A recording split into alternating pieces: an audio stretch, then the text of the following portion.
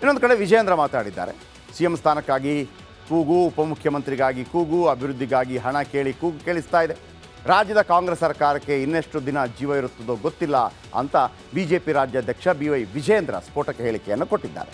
ಕಾಂಗ್ರೆಸ್ ಸರ್ಕಾರದ ಪಾಪದ ಕೊಡ ತುಂಬ್ತಾ ಇದೆ, ಸರ್ಕಾರಕ್ಕೆ ಅಸ್ಥಿರತೆ ಕಾಡ್ತಾ ಇದೆ, ಕಾಂಗ್ರೆಸ್ ಒಳಜಗಳ ಮಿತಿ ಮೀರ್ತಾ ಇದೆ, ಹಾದಿ ಬೀದಿ ಹೊಡೆದಾಟ ಮುಂದುವರೆದಿದೆ. CM ಸ್ಥಾನಕ್ಕಾಗಿ ಕೂಗು, ಉಪಮುಖ್ಯಮಂತ್ರಿಗಾಗಿ ಕೂಗು, ಅಭಿವೃದ್ಧಿಗಾಗಿ ಹಣ ಕೂಗು ಕೇಳಿ ಬರ್ತಾ ಇದೆ ಅಂತೇಳಿ ಆರೋಪಿಸಿದ್ರು. ಕೇಳಿಸ್ಕೊಂಡು ಕಾಂಗ್ರೆಸ್ ಪಕ್ಷದ ಗ್ಯಾರಂಟಿ ಆಗಿದೆ ಅಂತ ಹೇಳಿದ್ರೆ, ನಮ್ಮ ಮನೆ ದಿನ ಹೇಳಿದೆ, ಒಬ್ಬ ಭಿಕ್ಷುಕನ ತಟ್ಟೆಗೆ ಶಬ್ದ ಬರೋ ರೀತಿಯಲ್ಲಿ ಚಿಲ್ಲರೆ ಕಾಸನ್ನು ಹಾಕಿ, ಭಿಕ್ಷುಕನ ತಟ್ಟೆಗೆ ಚಿಲ್ಲರೆ ಬರೋ ರೀತಿಯಲ್ಲಿ ಚಿಲ್ಲರೆ ಹಾಕಿ, ಶಬ್ದ ಬರೋ ರೀತಿಯಲ್ಲಿ ಚಿಲ್ಲರೆ ಹಾಕಿ, ಶಬ್ದ ಆಗದೆ ನೋಟನ್ನ ಕದಿತಕ್ಕಂಥ ಕೆಲಸ ಇವತ್ತು ಕಾಂಗ್ರೆಸ್ ಸರ್ಕಾರ ಕರ್ನಾಟಕ ರಾಜ್ಯ ಮಾಡ್ತಾ ಇರ್ತಕ್ಕಂಥದ್ದು. ಕಾಂಗ್ರೆಸ್ ಪಕ್ಷದ ಈ ನಡುವೆ ದೆಹಲಿ ಮೂಲದಿಂದ ಒಂದು ಸ್ಫೋಟಕ ಸುದ್ದಿ ಬರ್ತಾ ಇದೆ. ಇದು ಎಷ್ಟು ಸತ್ಯ ಗೊತ್ತಿಲ್ಲ, ಆದರೆ ಬಹುತೇಕ ಇಂಥ ಒಂದು ಪ್ರಯತ್ನಗಳಾಗ್ತಾ ಇದೆ. ಸರ್ಕಾರ ಬೀಳತ್ತಾ ಅಷ್ಟು ಸುಲಭನಾ?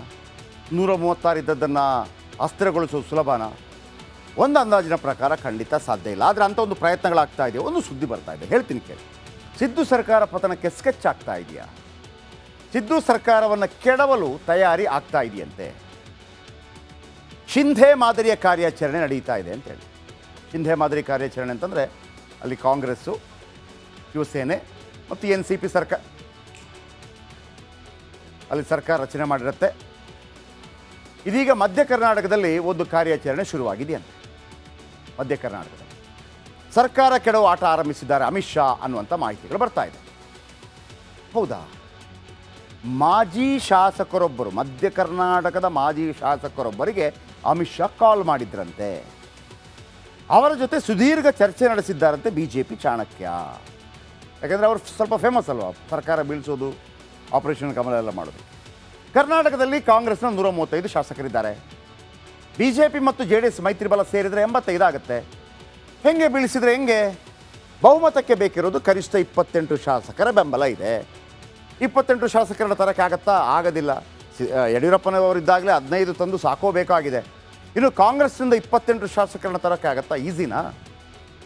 ಸಿದ್ದರಾಮಯ್ಯ ಮತ್ತು DK ಶಿವಕುಮಾರ್ ಸುಮ್ಮನೆ ಕೂತಿರ್ತಾರೆ. ಎಷ್ಟೇ ಒಳಜಗಳಿದ್ರೂ ಕೂಡ ಪಕ್ಷ ಹೊಡಿತಾರೆ ಅನ್ನೋ ಕಾರಣ ಸಂದರ್ಭದಲ್ಲಿ ಒಂದಾಗ್ತಾರೆ.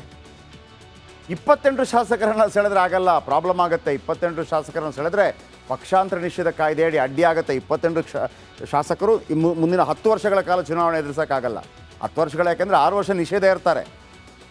6 ವರ್ಷ ನಿಷೇಧ ಅಂದರೆ ಒಂದು ಎಕ್ಸ್ಟ್ರಾ ಮಾಡಿರ್ತಾರಲ್ವಾ.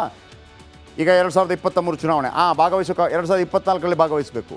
ಆಗ 1 ವರ್ಷ ಹೋದರೆ 10 ವರ್ಷ ಹೋದಂಗೆ ಯಾರಿಗೆ? ರಾಜಕೀಯ ನಾಯಕರಿಗೆ. ಇನ್ನು 3/2 ಕಾಂಗ್ರೆಸ್ ಶಾಸಕರನ್ನು ಸೆಳೆಯಬೇಕು ನೀವು ಸರ್ಕಾರ ಮಾಡಬೇಕು ಅಂತಂದರೆ. ಎಷ್ಟು? 3/2 ಕೈ ಶಾಸಕರು ಪ್ರತ್ಯೇಕ ಬಣ ಆಗಬೇಕು. ಎಷ್ಟಾಗಬೇಕು? 135 ಶಾಸಕರ ಪೈಕಿ 90 ಶಾಸಕರು ಬಂಡೇಳಬೇಕು, BJPಗೆ ಹೋಗಬೇಕು. ಆಗ ಶಿಂಧೆ ಮಾದರಿ ಆಗುತ್ತೆ. ಯಾಕಂದರೆ ಶಿಂಧೆ 40 ಕರ್ಕೊಂಡ್ರು, ಆಮೇಲೆ ಅಜಿತ್ ಪವಾರ್ ಅವರಿಂದ 40 ಕರ್ಕೊಂಡ್ರು. ಪಕ್ಷಾಂತರ ನಿಷೇಧ ಕಾಯ್ದೆ ಬರಲಿಲ್ಲ ದೊಡ್ಡ ಮಟ್ಟದಲ್ಲಿ. ಅಲ್ಲಿ 65 ಇತ್ತು. ಅದರಿಂದ 40 ಕರ್ಕೊಂಡು ಹೋದ್ರು. ಉಳಿದದ್ದು 15, ಪ್ರಾಬ್ಲಮ್ ಆಗಲಿಲ್ಲ.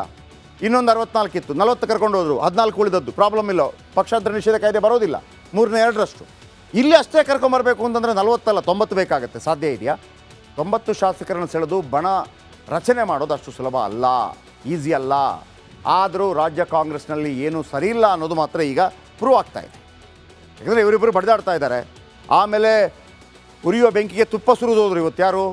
ಕುಮಾರಸ್ವಾಮಿ. ಆ ಮೂಡ ಕೇಸ್ ಬಂದಿರೋದೇ ಈ ಕುರ್ಚಿ ಕಿತ್ತಾಟಕ್ಕಾಗಿ ಯಾರು ಟವೆಲ್ ಹಾಕ್ತಾ ಇದ್ದಾರೆ ಅವ್ರು ಮಾಡಿಸಿದ್ದು ಅಂತೇಳಿ. ಹಾಗಿದ್ದರೆ ಇಲ್ಲಿ ಆನೆಯನ್ನೇ ಹೊಡೆಯಲು ತಯಾರಿ ನಡೀತಾ ಇದೆಯಾ? ಇಂಥ ಒಂದು ಪ್ರಶ್ನೆ ಉದ್ಭವ ಆಗಿದೆ. ಅಮಿತ್ ಶಾ ಪ್ಲ್ಯಾನ್ ಮಾಡಿದ್ದಾರೆ ಅನ್ನುವಂಥ ಮಾತುಗಳು ಕೇಳಿ ಬರ್ತಾ ಇದೆ.